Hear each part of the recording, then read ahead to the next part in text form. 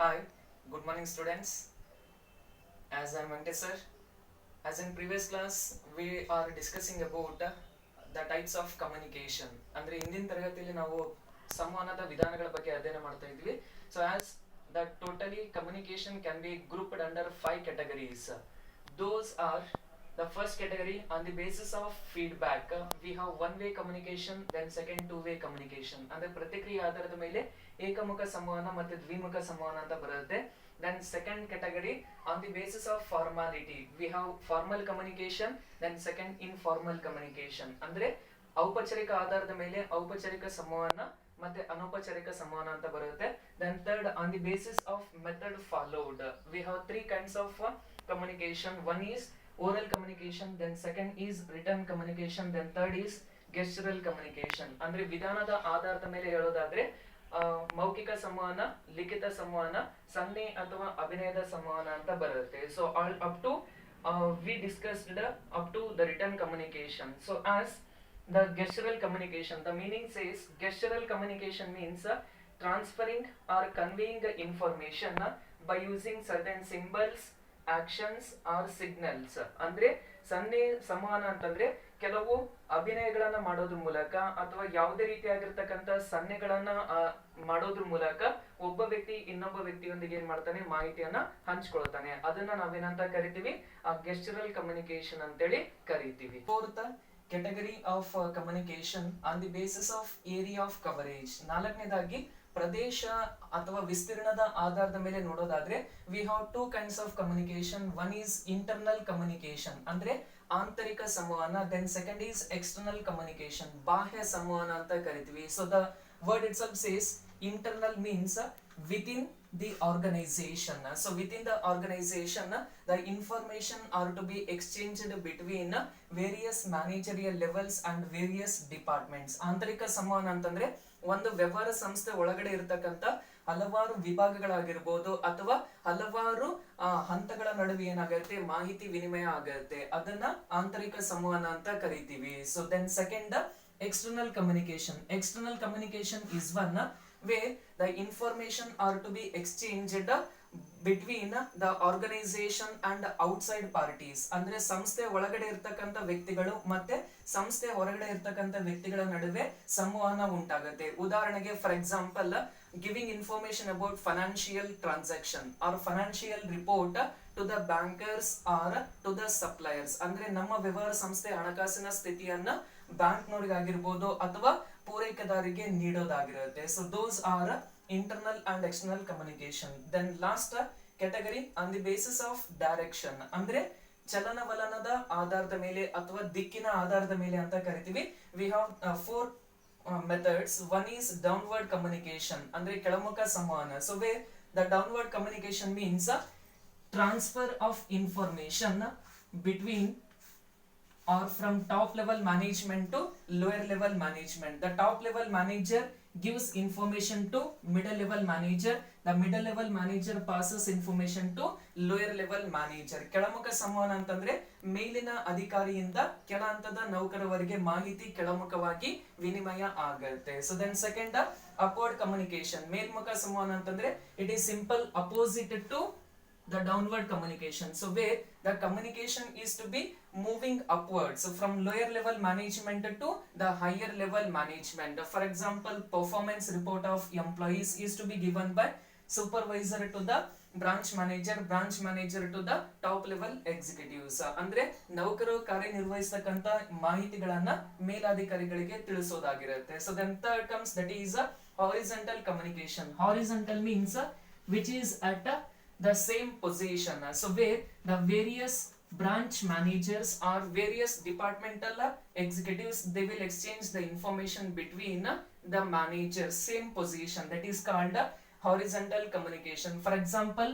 production manager, plant manager, marketing manager transfers information between themselves, that is called horizontal communication. ಅಂದ್ರೆ ಒಂದೇ ಹಂತದಲ್ಲಿ ಇರ್ತಕ್ಕಂತ ನೌಕರ ನಡುವೆ ಮಾಹಿತಿ ವಿನಿಮಯ ಆಗೋದನ್ನ ಈ ಒಂದು ಸಮತಲ ಸಂವಹನ ಅಂತ ಕರಿತೀವಿ. Then last comes that is diagonal communication. So where any of irrespective or any level of the manager, they can directly contact with any level of the managers in organization. ಅಂದ್ರೆ ಮಾಹಿತಿ ಏನಾಗುತ್ತೆ, so the information can be passed from each and every corner. ಅಂದ್ರೆ ಒಂದು ಹಂತದಿಂದ ಮತ್ತೊಂದು ಹಂತಕ್ಕೆ ಯಾವುದೇ ರೀತಿಯಾಗಿರ್ತಕ್ಕಂಥ ಒಂದು ವಿಧಾನ ಇರೋದಿಲ್ಲ.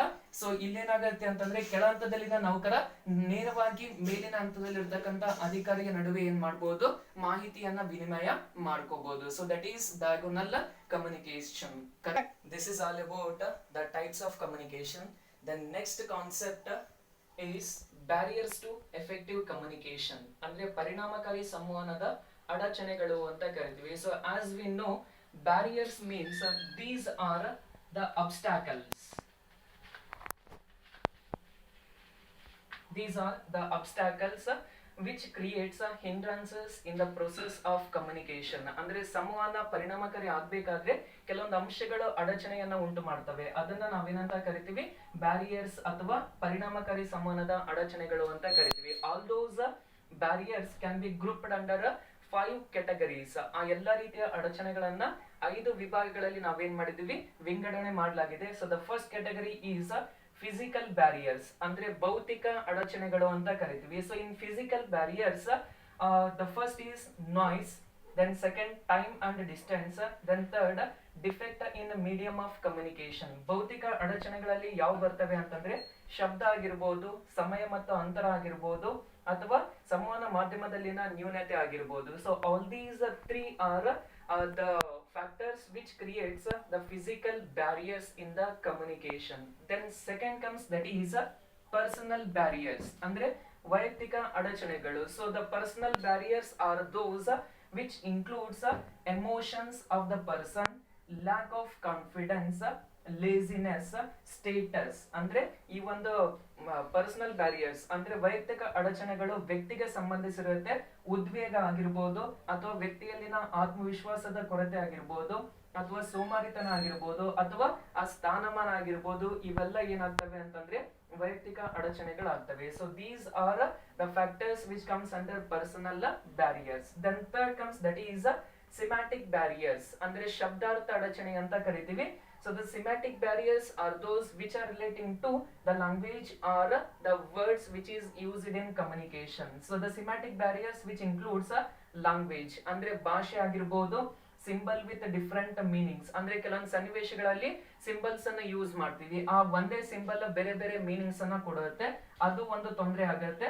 ದೆನ್ ಟೆಕ್ನಿಕಲ್ ಜಾರ್ಗನ್ಸ್, ಅಂದ್ರೆ ವೃತ್ತಿ ಭಾಷೆ ಆಗಿರಬಹುದು. So it means where the certain technical words which is relating to a particular field, ಅಂದ್ರೆ ಒಂದು ಕ್ಷೇತ್ರದಲ್ಲಿ ಯೂಸ್ ಮಾಡತಕ್ಕಂತ ಭಾಷೆ ಅಥವಾ ಪದಗಳು ಇನ್ನೊಬ್ಬರಿಗೆ ಅರ್ಥ ಆಗದೆ ಇರಬಹುದು. ಅವೆಲ್ಲ ಯಾವುದರಲ್ಲಿ ಬರ್ತವೆ, which comes under semantic barriers. Then fourth category organizational barriers, ಅಂದ್ರೆ ಸಂಘಟನಾತ್ಮಕ ಅಡಚಣೆಗಳು. So where the organizational barriers are those which are relating to the organizational structure. So the one comes that is status, ಅಂದ್ರೆ ಸ್ಥಾನಮಾನದ ಸಂಬಂಧಗಳಾಗಿರ್ಬೋದು.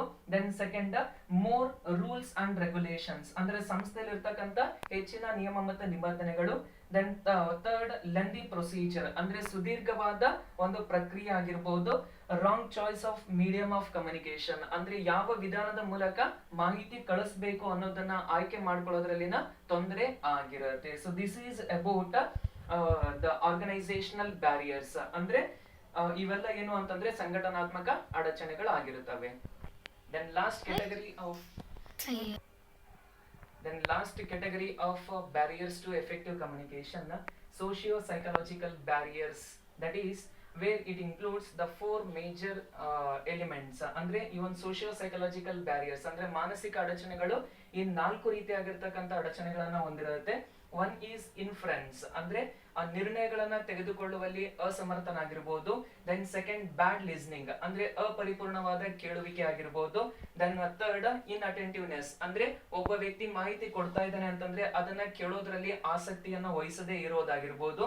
Then last negative thinking, ಅಂದ್ರೆ ನಕಾರಾತ್ಮಕ ಭಾವನೆಗಳಾಗಿರ್ಬೋದು. So all these 4 are the barriers which can be categorized under socio-psychological barriers. This is all about the brief information on barriers to effective barriers to effective communication. The detailed explanation for everything, each and every point I have given in the PDF file.